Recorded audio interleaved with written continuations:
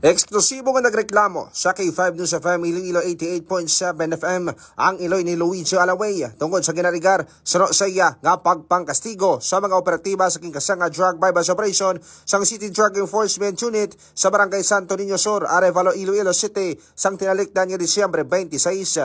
Sa interview sa K5 News FM Iloilo kay Anita Alaway, Iloy ni Luigi ginpayag sini kay ginapatihan 5 ka operatiba ang nagkastigo sa iya nga bata. Sangin pamangkot ini sa K5 News FM kung mayara ba na sila sa mga prohiba sa ila aligasyon, ginpayag sila nga ginpamedikal pa nila ang ilang bata kag wala pa nagwa ang resulta sa medical examination. Luigi bangod pa dayon pa ini ginaobserbaran sa doktor.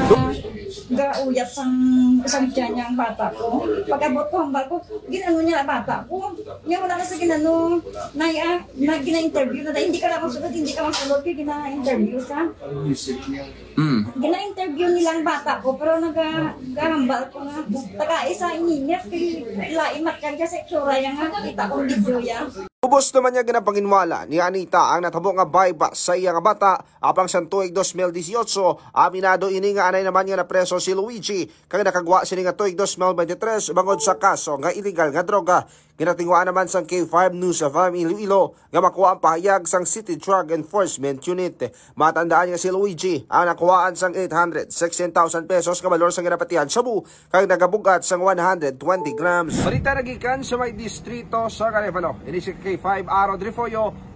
Balita nagikan sa may distrito sa Arevalo. Ini si K5 Aaron Rifoyo para sa kampiyon nga serbisyo publiko kag kalingawan sa kampiyon istasyon sa Iloilo. K5 News FM. Ang ining balita ang ginadulong sa inyo sang DTX Coffee Mix. Himo sa natural nga sangkap pareho sang amarkuso, chia seeds, sugared cane extract powder. DTX Coffee Mix. Nakakapi ka na, naka-detox ka pa. DTX Coffee Mix. Mabakal sa mga butika.